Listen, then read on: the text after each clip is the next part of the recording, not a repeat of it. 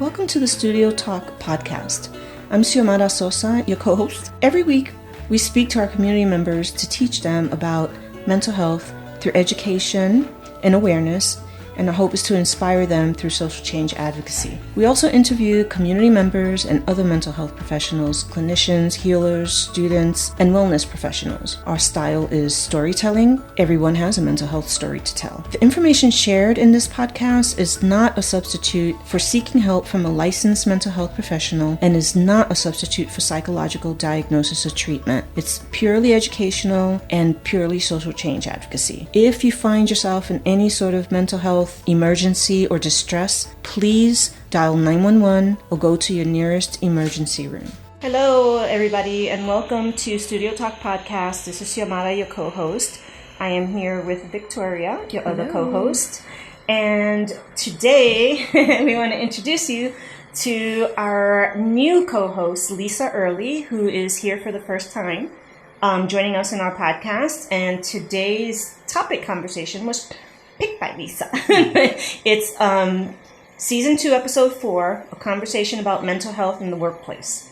So I'm going to let Lisa say hello to everybody and introduce herself, and then we're going to get to it. Okay, hello. I am so happy to be here joining these ladies talking about mental health stuff.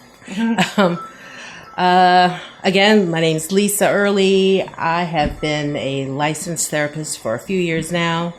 Work in the community, and I'm also working on setting up my own private practice. Yeah. Welcome, Lisa. Thank you. There's actually an applause button on here, but I don't remember which one it is, and I don't want to press the wrong one. Really? I don't think I need applause. That's right. I forgot that has like all those little sounds. But I think one is booing, so I don't want to accidentally press that one. But yay! Lisa! Thank you. We're excited to have you, for sure. Thank you. Yeah. So, let's get it going. So, since this is your little topic, well, we do have a little, everybody always knows we have a little outline that we kind of try to follow, but we're not going to lie. We almost never do. It's hard.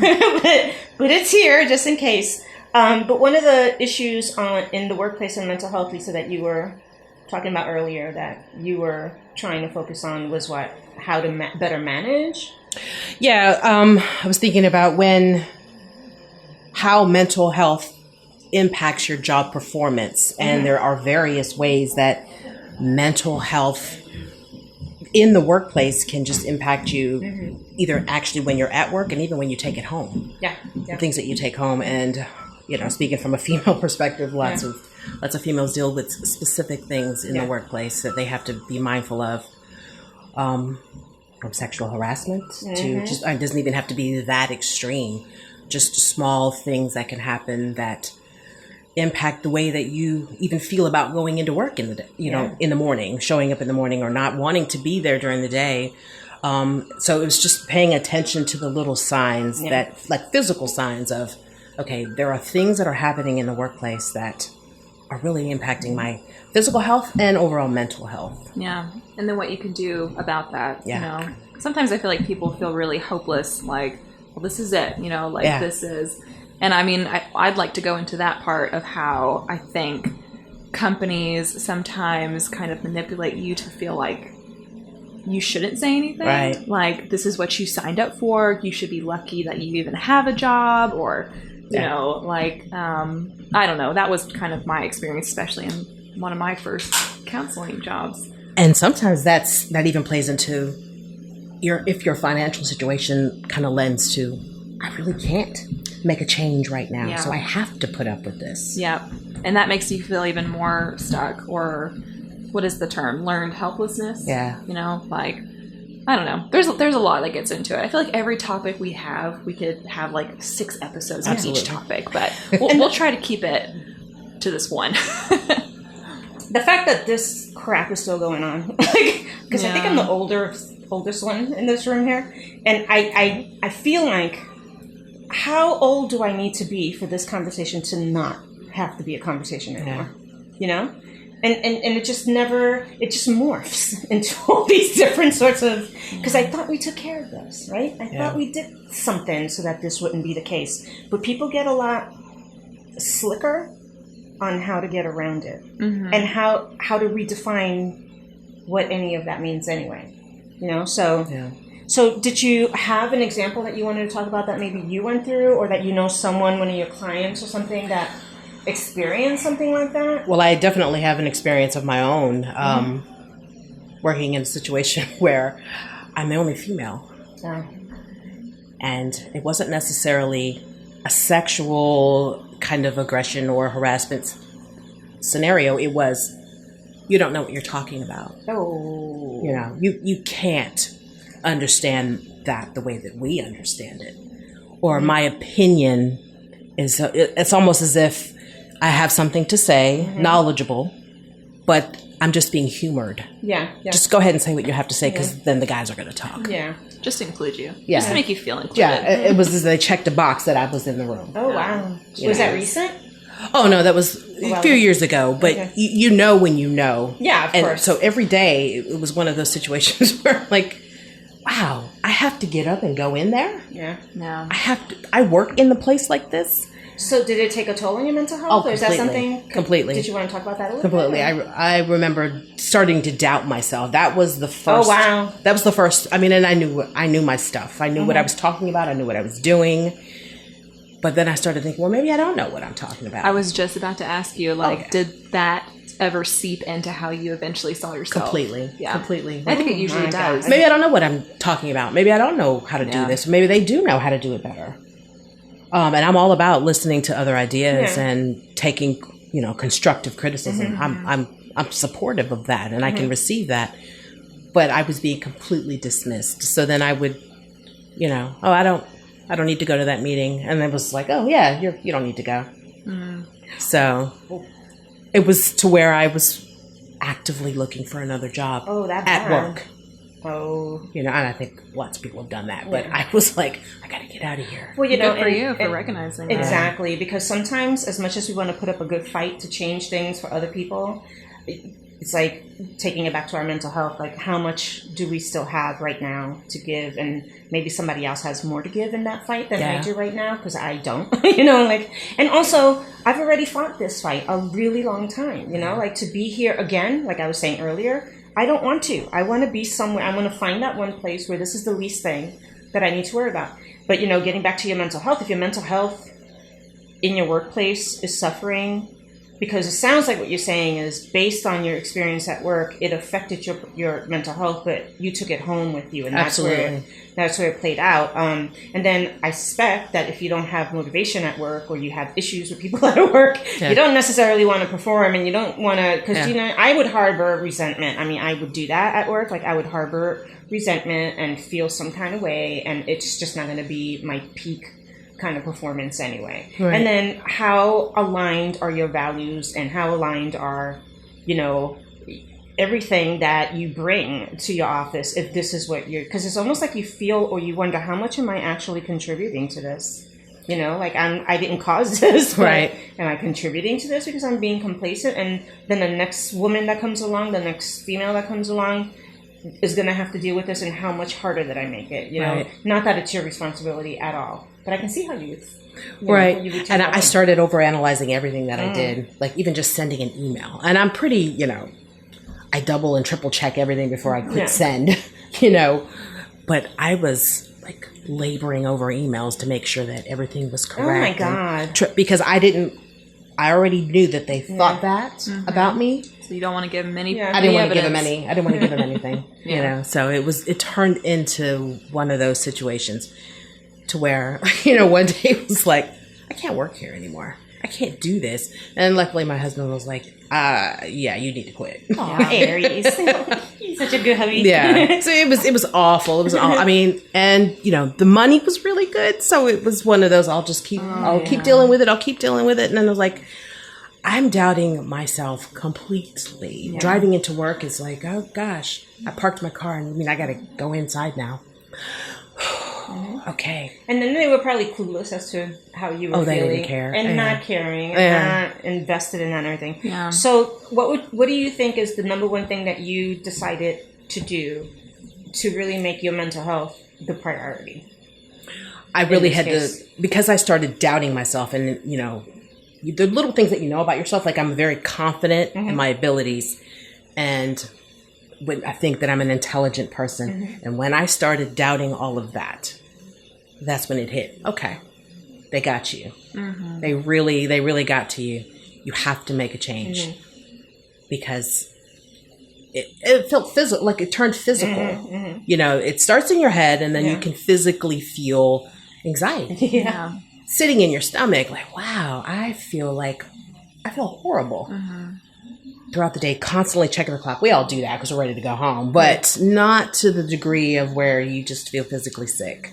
Yeah. And I do think this idea of like, you know, well, work is work, you know, it's, you know, everyone's stressed out at work, or everyone feels that way at work, or everyone dreads going to work. That's not true. That's not true. Right. And even if it were, it shouldn't be that way. Like, not what is the point? What is the point of that? You know, like, I don't even know what the hell the point of that is. Like, it's such a big part of your life. And I also think there's this message. I think it's more geared towards women in the workplace to not be difficult. Yeah. Don't make trouble. That was my mentality. And everywhere I've worked, I've always been praised, right? Oh, she's so easy to work with. Like, Victoria's an awesome employee. And I realized it was because I was never difficult. That was like my mantra, even when I was getting abused at work. Like, even when I was not being respected. Like, there are many jobs, even all the way when I was 15, where I did experience sexual harassment. I didn't do anything about it because this is a job and I shouldn't be difficult. And, you know, I'm lucky to have this. Even at like Arby's. Wow. As young girls, we're trained in that way, though. Yeah. We're told, you know, just be cute and quiet. Yeah. It's not a big deal. It's not a big deal. Yeah. It's just sitting here getting pissed off. I do too. I mean, it's insane to look back and realize what I tolerated. It's insane. Yeah, and then you're being hysterical, or you're overreacting, you know, if you say anything, if you have the nerve. So you're that loud Latina who has complaining. Or that angry black woman. That angry black woman, or that really loud Latina that wants to complain about everything. No. I don't know that I've actually had any particular incidents that's sexual harassment related. And I hate to say this and throw my own gender under the bus, but like in my experience, all across the board in my career, my mental health issues have been triggered by the women that I work with, like by my co-workers, bosses, supposed to be mentor people, like, and they were like, whether they were part of my own communities, and they should have been like the person there for me because they know what barriers, you know, there are because they went through it, and they turned out to be really the people who were scary, like, and I had to really watch it with, and they did a number on me, like they did in a few different areas, and I did get to the point where I was thinking, man, maybe it is me, like maybe I am that person that wherever I go, like I create this little, like, what's that little Charlie Brown character who leaves like a little puff of dirt everywhere he goes? What's his name? I don't forget his name. That was me. I was thinking, yeah, maybe that's me. But it wasn't. And it really, because I have always been confident, and I have always been one of those go-getter type people, and if I get embarrassed, not that it hasn't been scary and I haven't done some really bad things, because I have, you know, but when you're at work and you know you're a good worker and you kick ass and you do well and you're a leader and you this, that, but it just tends to be, I think maybe because the environments that I was in was mostly women and women in leadership, and then they were older than me, so they probably came up before me fighting real hard to get those positions, and then once they got there, it's not like they forgot what it was, but it was more like so territorial about it that you can't have a piece of this kind of like, and you're gonna have to like put the time, like do what I did to get. Well, that was the point, so that I don't have to do what you did to get that, like, not so that I can now make up for the fact that you had to do that, you know, whatever. But I really did. One time I got fired from this job that I had for a long time in this one nonprofit in DC. And it really took a toll on my mental health. It had a lot to do with why I even, like, depression set in and all this kind of stuff, and I had to fight it and everything. But I was working for a nonprofit, and the leader was Latina, and it was all health and community service and all that kind of stuff, which was my big thing in those days and everything. And I was just one of those, like, leadership kind of people. Leadership comes easy to me. I want to do things. I have vision. I have all that kind of stuff. And so for as long as it was working for her, and it made her selling her books good, and it made her looking good, you know, and her seeming like, you know, everything, as long as it benefited her, I was the greatest thing on the planet. I was, I love you, love you, love you. The moment I started to want to strike out on my own or have my own sense of, this is great, I can do it for someone else, so I can do it for me. So I now have vision to want to do this, that, and the other and everything else. And because I was actually wanting to, I think there was like a leadership position available somewhere else that I really did qualify for, and they came looking for me. It's not like I went looking for them. And I went and I interviewed for it and everything. And it was not like a secret or anything like that. Yeah. But, you know, she found out before I was able to say or told, and she took it so, like, somehow I had betrayed her, and how dare I think that I can do this, like, really responded to me like I was way out of my lane. Who was I to think? You know, that I could literally think that I can do something other than what I was already doing. I hadn't put in my time yet, which I had. I was like in my 30s. You know, I had been around. I already served in the military. I did a whole bunch of things. And I was really good. And I actually was ready to take on this other role. So she blacklisted me in the whole DC area, like called people up to make sure that nobody hired me for any kind of, for nothing, for no kind of work, and fired me. Because I wanted to go and improve myself somewhere else, or I wanted to go do something else. And like, I never forgot that. Like, that totally messed with my mental health. Like, my mental health went, like, at first I was angry, right? And I was like, and then like the other people in the office, she lined them all up to not be supportive of me, and if they got caught talking to, like, stupid shit. They got caught talking to me, then, oh my God, they, you know, like, they were afraid it would happen to them. And like, where was I? Like, it was not, this is a nonprofit. We're not even in corporate America. Like, what the hell are we doing here? and the kicker is that this was all about health and human services. So how do you do this?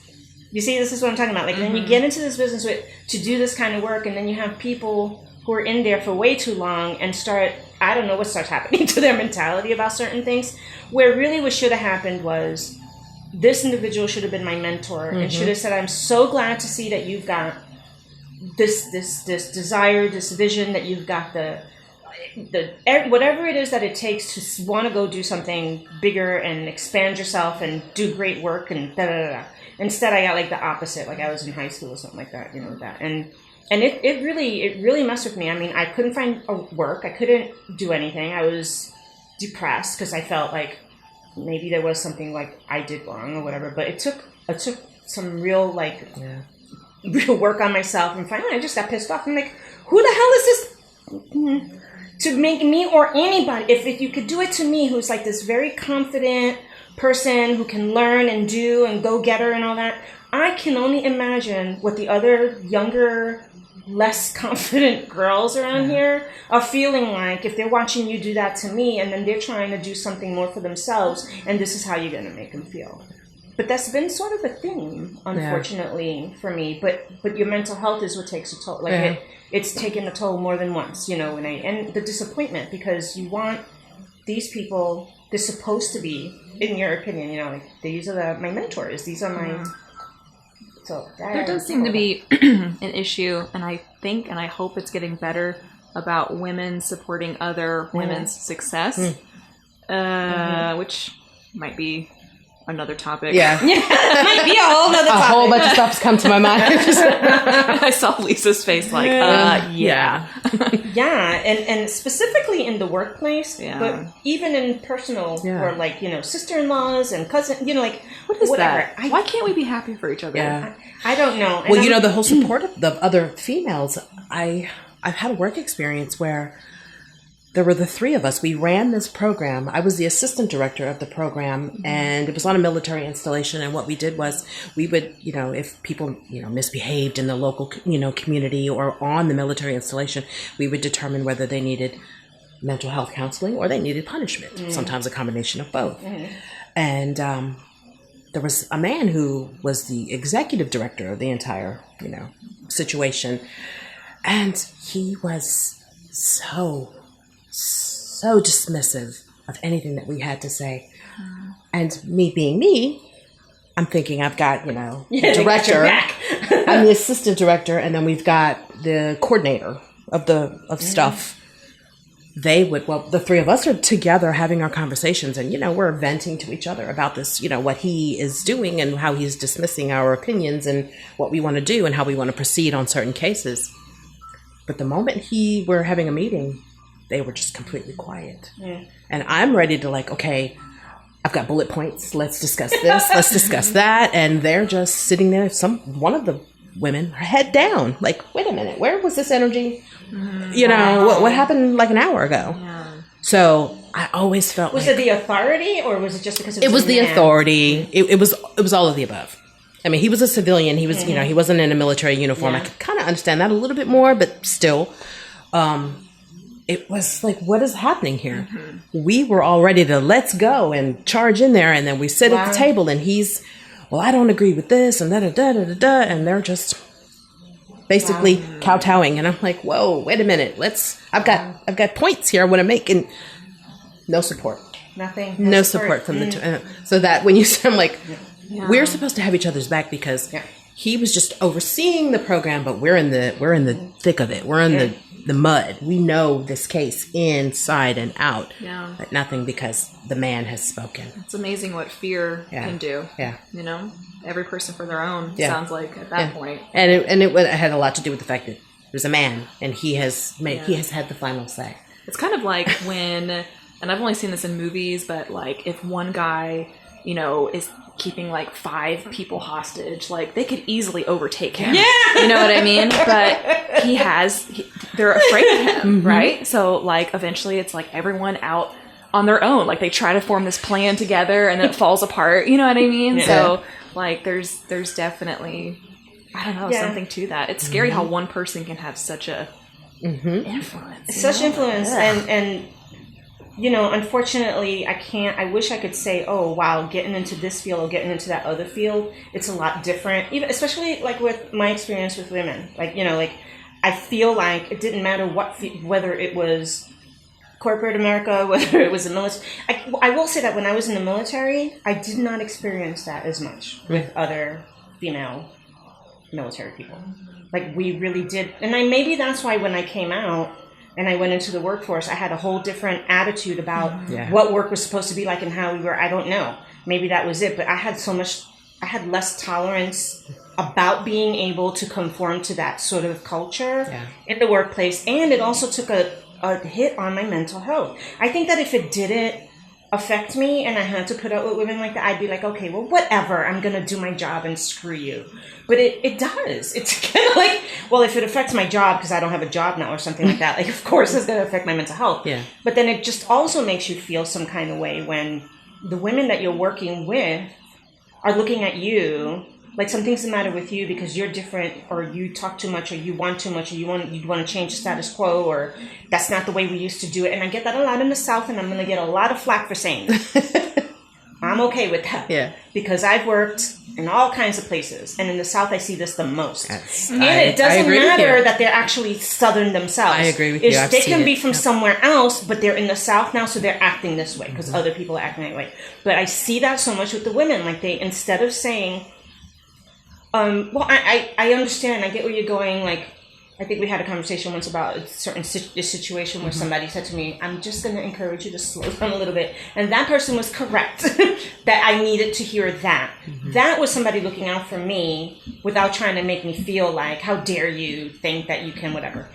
But other people in the office were literally trying to get me to lose my job over something as silly as I moved, I don't know, they were these shelves in the office that belonged to somebody, and I moved them to the office because they moved to the using that as this weaponized reason to why I'm like this. And I was flabbergasted, seriously, this is what you're basing this opinion on me on, that I took your shelves, your personal shelves, and I moved them from over here to over there. You're being difficult. I'm being so whatever. And it was just another female who's younger than me, but who had a title, and I think felt some kind of way about her title, and felt like I was trying to. I don't know what they thought, but I was apparently out of line in so many ways. But these are the examples that were used about how I was out of line.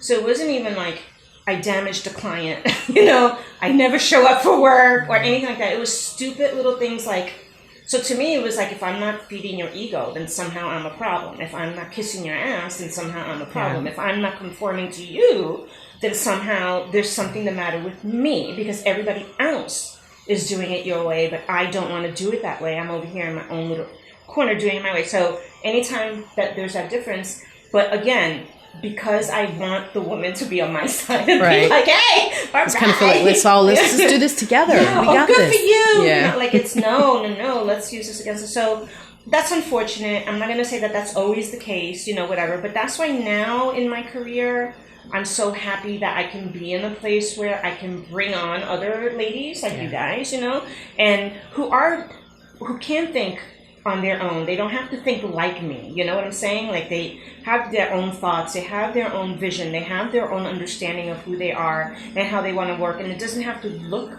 or be like me for me to be supportive of it. Right. Or for me to give them whatever I can to support them in doing what they do. And it doesn't take away from me. That helps my mental health. That makes me feel good about the work that I'm doing. That makes me feel like I'm doing meaningful work. That makes me want to come to work. Yeah. That there are people that I don't have to worry about, because if whatever, they're going to be those people that are going to throw me under the bus kind of thing, because, I don't know, I moved their seashells or something. Like, I don't feel that way anymore. And maybe all along, the moral of the story is find your own place to land and do it your way. So, but not everybody that's a privilege. Not everybody has that. Yeah. So people have to, yeah. I was just going to say, it's interesting because, like, everything we've been talking about that's been kind of, like, toxic in the workplace has nothing to do with the job. No! You know what I mean? Like, It has everything to do with, like, your coworkers, the management, how supported you feel. Yeah. And I hear that from a lot of people, even Lisa, when I asked about, how's your job going? Or when we ask anybody, it's like, well, the job itself is good, but everything else is, like... ruining my life. Yeah. And so I don't think people pay enough attention to that, or they just tolerate it. We tolerate it, and toxic is a really good word. I know that word gets tossed around a lot right now about everything, but I think that in the entire history of the labor force in the United States, it has always been toxic. It has always been brutal. It has always been abusive. It has always been all of those things. And then little by little, we've gotten, like, social workers, kind of like when they stepped into, child labor laws way back when. People forget, that children were maimed and abused, and all kinds of abuse happened because they wanted them to work cheap labor, right? And all that. And it was just horrific. And then they came along and fought that. And then you can't do that anymore. And then, there's always a group. There's always a group that happens to. But the idea that, sorry if you hear something in the background, people.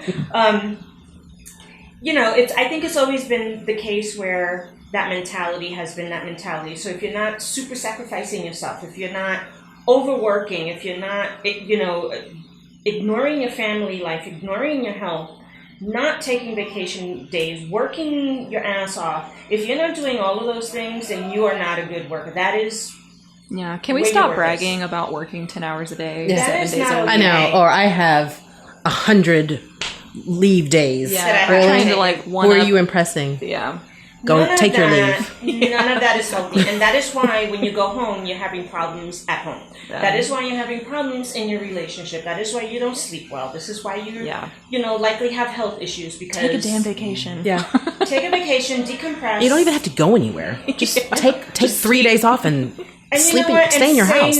Say no. Learn how to say no. Like that whole quiet quitting that I was talking to you about. Yes. People looking down at these young people because they're quiet quitting. I really think that the whole quiet quitting name is a misnomer. Have you heard of that? Yeah. I think they also call it the Great American Walkout. Yeah. Which it isn't even a walkout. It's just, listen, I'm not going to let these abusive, corporate or management people or bosses do this to me anymore. I'm going to do a really good ass job while I'm here during this reasonable amount of time in which I'm being paid, and I'm going to do a great job, mind my business, stay in my lane, and then at 5 o'clock I used to feel, and I kind of felt that pressure, like, gosh, am I going to be the first one to leave at 4:30 or 5?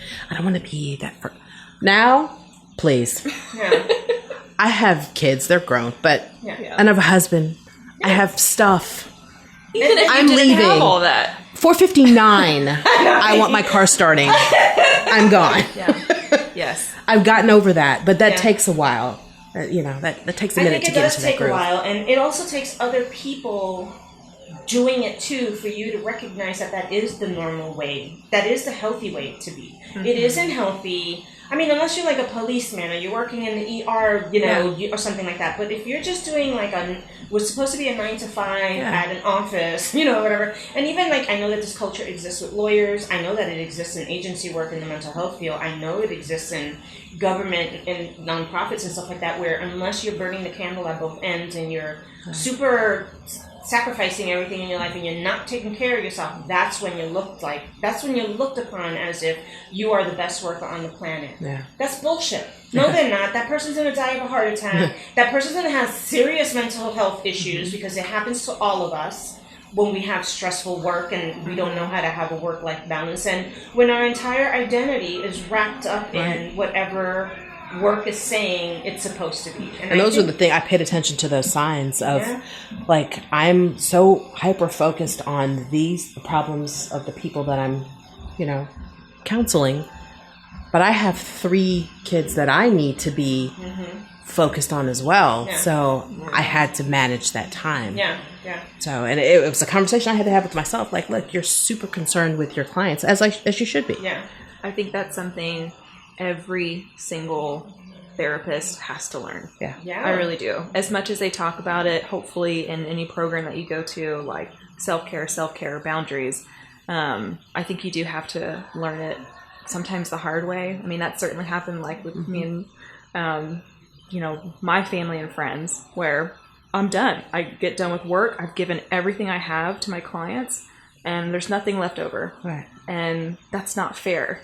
And when I was confronted by that, I took it very harshly. And I think that happens sometimes too, where you feel like your family or loved ones don't see or appreciate how much you're giving at work. But they have every right to be upset, Like, they do.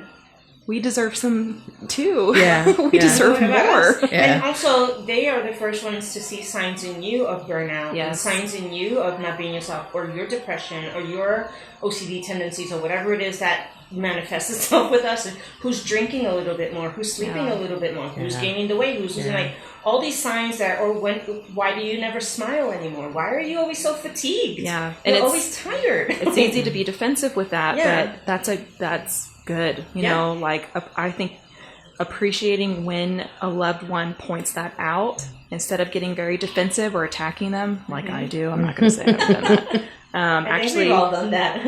Actually thank them, like, okay, I'm going to sit with this and figure out how I can make you feel better and me feel better. Yeah. So how did you do that for your own mental health when you I had to set boundaries.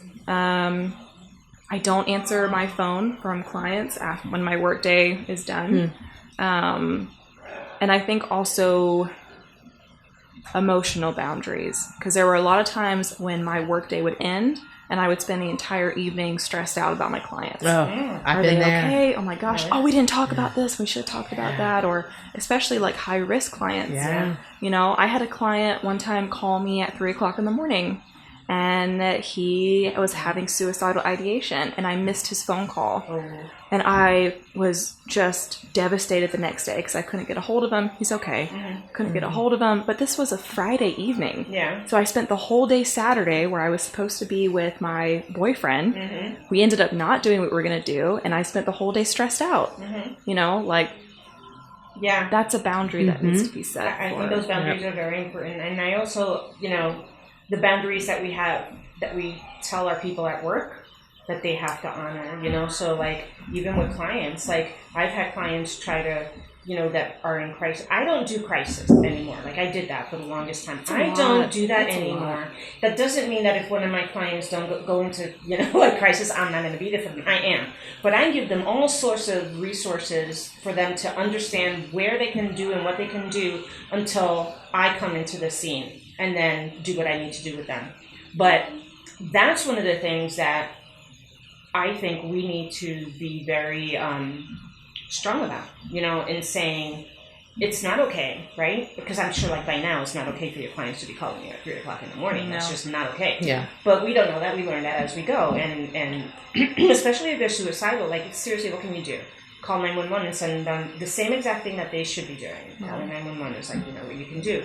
So I think at some point, the boundaries that we put up, and even this goes for people who work in an office building, in a dental office, wherever. If you're home and you're with your family and you're eating dinner and you have people from your job calling you at home all of the time, interrupting that time, making you feel like they're the priority, making you feel guilty about that, making you feel any kind of way about that, and you're feeling stressed and you're jumping anytime that they're calling because they have no boundaries, and therefore they walk all over your boundaries. Yeah. And then you think that that's what you're supposed to do because everybody else is doing that. And if I don't do that, then it's going to look like I'm not playing, the game or anything else. So to get to the point where you can say to people, this is absolutely not okay. You cannot call me when I've left the office, unless it's like an emergency with a client and you need to know where I put their whatever, info. But like just to call me because you're not working, you're home. Like that work-life balance is everything to do with your mental health. You have to disconnect. Agreed. You have to disconnect. We have to be okay with being disconnected. I had to learn that my supervisors really had to work hard with me to get me out of case management mentality and into individual clinician mentality while I was doing supervision, because my brain was so geared up from all the years of when you're in case management and that culture being that there's no boundaries, when something's happening with the client or at the office or whatever, they call, they come, there's no boundaries. But that's not what counseling is. That's not what therapy is. That's not what we do. And I did not know how to step out of that world. And to me, they were the same. I wasn't doing anything different. And my supervisors called that out. And they were like, absolutely not. How in the hell are you going to be able to do this kind of work if you're just like always on, always available, always present, always getting sucked into the drama that it is to do case management? Because it is. And that is not what you do anymore. That's not what you do. And I had to rethink all that and get okay with, that's true. Like, I don't do case management anymore. I'm not going to be putting out all those fires 24 hours a day, 7 days. If I was doing that kind of work, then I'd still have to have boundaries. Because it can take you down. Yeah. It can take you down. And then you're headed directly for burnout, complete and total burnout, even if it's something that you love. Let's talk about burnout. I think that's a great topic, because I think that when we say burnout, people toss that word around a lot now, right? And they go, I'm just so tired. Burnout, my understanding of burnout was very specifically about work and how you get burnt out with work. But now, like, I use it with caregiving when I got burnt out with caregiving. Yeah. So I used it with that, and I use it with other things, But really, originally, that's what the burnout was about. It was about how your job and your work and what you're doing, where you're so burned out, where you get literal symptoms about it. And do you guys know, you want to talk about what the symptoms are so that people know what they are? Sure. I think there's physical, mental, emotional signs. And I think they can be specific to you and specific to your career. Yeah. One of the signs I have about burnout is I'm angry all the time. Yeah. She's the Hulk. Like it's bad. It's just really, really angry, short fuse, tearful, especially in sessions. That was one of my big signs that I was doing too much, is I started crying in a session with a client. Wow. And it was not an appropriate response at all, because what she was saying was not even really that sad. Yeah. And I couldn't, I had to end the session. Yeah. I was like, I am so sorry. I don't know what's wrong with me. Yeah. It was like, it felt like an emotional overspill. Yeah. And then I think, I don't know, what are some of your signs of burnout? For me, it's an inability to concentrate. That's a big one. And it kind of leads into, like, if you're listening to a client, and this is all related to what we do, mental health, being therapists. I cannot concentrate. I remember feeling that way. I'm like, I have no idea what we're talking about. I don't know what she's saying. I'm thinking about... You're spaced out. I'm totally spaced out. And it was happening more and more and more and more. Like, okay, I can't be here. I can't do this way. You are present. Not the work. It's just this environment. Yeah. I was burnt out on this environment here and all the all the tapes, the things that you have to do to manage yourself in this work environment. I was like, I can't do it anymore. Mm-hmm. So you noticed that it started not only affecting you, but how you did your job with your clients. Yeah. Me too. That's what And I think resentment or not enjoying your job anymore. Yeah. Like showing up being like, oh my God, like I have to do another day of this shit. And like, I can't believe I'm here. I remember feeling that. I'm in my car. I'm like, I have to get out of my car. Yeah. I'm going to play this song again. I don't want to. Oh yeah. And I mean, this, especially if this was something that you used to love, like you used to enjoy going to work. And now you realize like, I'm so over this. Yes. Yeah. Or you don't have there's this thing compassion for fatigue. our listeners to know. There's this thing that happens. You hearing children? Sounds like a werewolf. Yeah, I'm hearing a child in the background. Background entertainment. Are they out there or are they downstairs? I think so. Okay. All right. Anyway, sorry listeners, got a busy office today. We'll see what J-Rock can do about it. He's gotten pretty good at kind of muffling this stuff out. So, for me, I notice I start to call out. Like because I have such control over my own schedule that I can do that. Or if no one has scheduled during these hours yet, I'll close my office for those, like that time because I know I am burnt out. I'm really burnt out. 1,000%. But that's how mine comes out. And also, excuse me, I'm sorry, sleeping.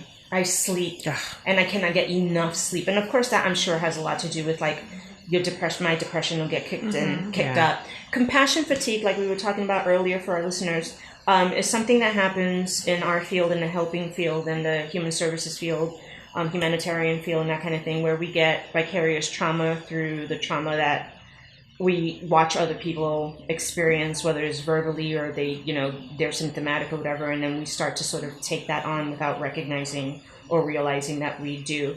And then compassion fatigue, where we just cannot feel compassion anymore. And like our whole job is based on compassion. And like when you're sitting there going, oh, come on, get the fuck over it. Like in your head, and you know something's wrong with you. That's so unethical and it's so uncool. And it's just people don't deserve that. I know. So like once I start to feel like, where is my compassion? Because I'm a very, very big, compassionate person. And when I start to feel indifferent about things, and I know burnout is setting in, or when you start to feel disillusioned about your job. And I know with the two of you, that's something that I know I witnessed the both of you sort of experiencing for different reasons when I first met you. Yes. And not to say that I wasn't there at some other point before I met you. Mine was pretty recent. Yours was recent, yeah. But when you came and you sort of had that disillusionment about where you were and what was going on and whether you even are interested in being in this field anymore, because and it wasn't necessarily about the work. Like when you guys were talking about it, you weren't talking about the work part. It was more like the environment. It was the environments that you were in and all that. Yeah. But you guys were very literally on the edge of, you a little bit less than Victoria. But Victoria, you remember that you were really on the edge I was done. I don't even know that I want to do this. Like, really? Yeah. Why are you here? Yeah. He's like, I am here because I'm thinking about renting a space because that's like the only thing I can think of to do. And I was like, okay, well, you're welcome. Hug, whatever. And then gotta work on my anger. And then, but she completely turned around once she was out of that environment, and once she was able to believe, well, hell, I can do this. Like, this isn't so hard. Or this, why am I feeling guilty or feeling like I'm not supposed to be wanting to take that? Whatever it was that you were feeling when you first, were like, should I get out of that? Can I take this step? Can I not take that step? But once she had that door open, then all of that went away. I think the only reason I lasted as long as I did is because there was one of my coworkers. Oh gosh, either she was in my office or I was in hers, and we would bitch for an hour. You need it. I mean, it was like, okay, and then we would just look at each other like, all right, let's go. We're ready. We're good. Go get your client. I'll go get our clients and let's do this. But we'd have to have a bitch session for an hour. Yeah, just to like. I can't with this place. Yeah. I can't with this place. Yeah. And it's really, like I said, it's almost all about what's happening in the environment. Yeah. It's not your job. Yeah. It's, which is crazy. It's not even necessarily your clients, because even when you have like the hardest clients on the planet and you have one back to back, you could probably handle that more if you have the support from the people around you that work with you, understanding that this is not normal. Why are we normalizing this this little counselor lady here sitting back to back to back to back to back with all these problematic cases, and then we're telling her it's not enough. You're not doing enough. You need to do more. It's your fault. The family's like, instead of giving you, they're so used to that kind of mentality that they don't even know how to coach you, or help you. And now you're feeling even worse because you're not even meeting their ridiculous expectations. Right. So as you can see, we have a lot to talk about how the toxic environment. Right now, the three of us are very happy because we have our ups and downs in our just like everybody else does. But what we have done, one of the ways that we have each individually chosen to deal with our mental health and bring it to a better place and learn how to manage it better, is we have made the decision to take control on our own environment. And right, that's the number one thing. Yes. And sort of let go of the idea that my only option is, and again, not to minimize some people who don't have this option. Right. They don't, and we get it. I see you and I hear you. I see you. But we're talking about those of us who actually do have another way, but we don't see it while we're burnt out, while we're in the toxic environment, while we're feeling these really nasty feelings that we're feeling, and we're feeling beat down, and we're feeling like our mental health is taking a toll. What the hell is the point, Mm-hmm. We, all three of us have been there at different times, and what we've done, and this is something that we're hoping to do with psychoeducation and with social change advocacy, is to teach other people, particularly other women or women identified or non-binary people who are in the same situation, being given the message that there is no other way. This is the only way. You're going to have to kind of do it this way. No, you don't. No, you don't. There are other ways that you can do it, and making yourself your priority and making how your work life is going to look your priority. If it's going to help your mental health, then you're going to have a higher chance at succeeding at whatever it is that your work is that you want for yourself, Yeah. So the three of us in our own journey in dealing with our mental health issues decided the number one thing that we need to do is figure out a safe way to get out of these toxic environments. So these environments that aren't serving us, they're not aligned with us, and they're absolutely influencing our mental health in a negative way. And what are those ways? And for Victoria, she had her way, and then Lisa had her way, and I had my way. But at the end of the day, the three of us said, we're empowering ourselves. What that looks like, I don't know. And I do need support, so I need to find my people, because you do have to find your tribe. It can't just be anybody, because you will have people. I know you guys had these people, and I had these people trying to make me feel like, oh, no, you can't, or you shouldn't, or that's not how it's done, and that's, you're going to, that's not, whatever. Because of course you're being different, and you're not doing it the way they did it. So, but once you go out there and you find other like-minded women in particular that can tell you, yes, you can. And if you stumble and fall and you don't know what you're doing, I am here to show you what I did when I stumbled and fell. And here are some of the options that you have. And that, for me, helped my mental health enormously. Like, my depression lifted, my vicarious trauma is not there. I'm able to take care of myself better. I have my control on my schedule now. I do have time for friends and family to some, all of those things that are work-life balance, all of that kind of stuff. Mm-hmm. I am in charge of it. Nobody else can tell me whether I'm a good person or a bad person about it, or whether I deserve my job or don't deserve my job. Like, nobody can tell me that. And I think that paying that forward is what makes it feel even better. Yeah. Like, I'm just thrilled for the two of you for whatever road you choose to take, but you're out of wherever you were before, and wherever you go from now, we need to build that up, right? And make that community and that network more, so that more people understand that they don't have to stay in that. We're here to help. Yeah. We want to see people out of that. Yeah. So, absolutely. I think the biggest takeaway from this episode is, for me, that I would want people to know, is if you're in a work environment where you're not really happy and you are trying to change that or voice that, and it's met with dismissiveness, or it's met with, well, this is as good as it gets, so just deal with it. Yeah. Don't be difficult. Hush up. Do your job. And you should be lucky that you have this. You should be lucky that you have your job. Oh my God. If one more person tells me you did not get into this job for the money, I'm going to lose my shit. Because that's how they justify. That's how they justify it. Like, if you feel like you're not getting, paid enough or recognized enough, or, try to reevaluate, because what people are telling you at your job is just trying to keep you small. Yeah. It's not necessarily the truth. And it's where they are and where they're comfortable, and therefore they want you to be comfortable, because if you change, then that means they have to look at themselves too. You don't have to be on their level. No. Or even if you have a passion for it. I remember that was something also, like getting out of graduate school and being like, yay, counseling, I can't wait. And it gets met with like, oh, well, get rid of that. Like, you know, be prepared to be miserable or burnt out. Like, I remember having the visions of like, oh, the couch and the chair, and you're sitting there, you know, well, tell me how you're feeling, that whole visual. Now it's like, okay, let's get into it. No, and you're right. I think that if you're not in a supportive environment, and we're literally talking about other people. Like these are other people's attitude, other people's words, other people's belief systems, other people's sense of what things are supposed to be like, and we take that on. I don't know who that little kid is in the background. It's entertaining. Is it out there or downstairs? It's out there. It's out there.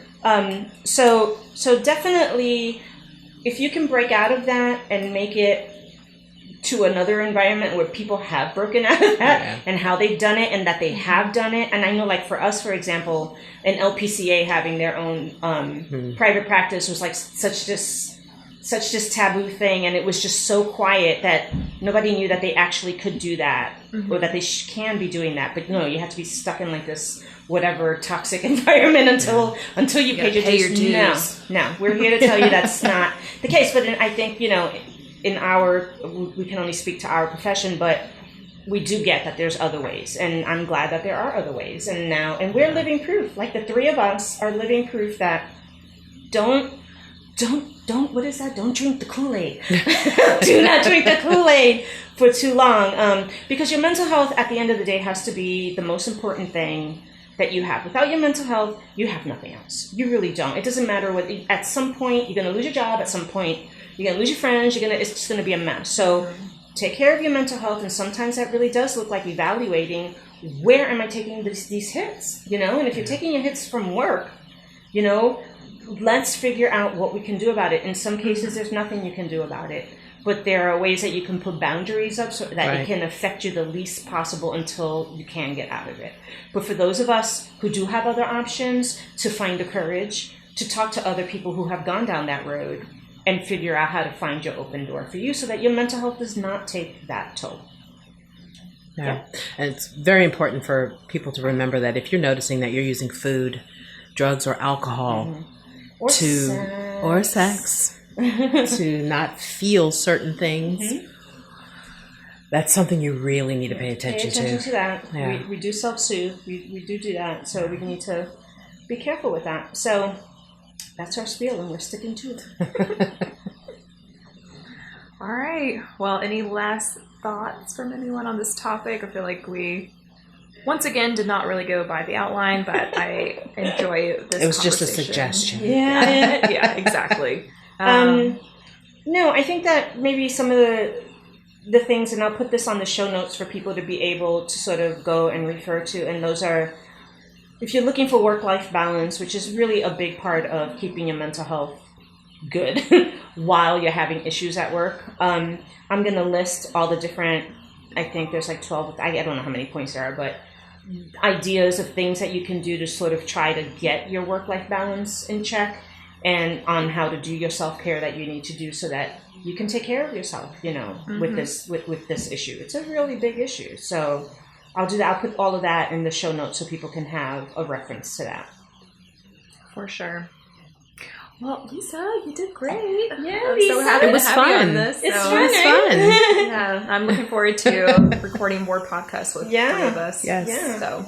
Oh, and we're going to mix it up. The three of us, and two of us, or two of you, and ta-da-da, and like whatever. And we are going to do a practice one with somebody not present and on the phone. And that's for my benefit, okay? Because I need to learn how to do that. I need to learn how to do the remote podcasting, but I'm not there yet. We'll figure it out. But all right, guys. Well, thank you so much for listening. And thank you for welcoming Lisa. Thank you.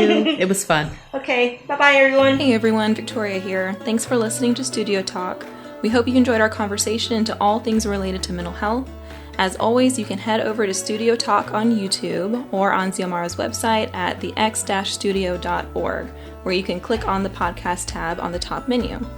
Sign up for our email list is there, as well as check out all the links and resources, including Xiomara's website, in the show notes.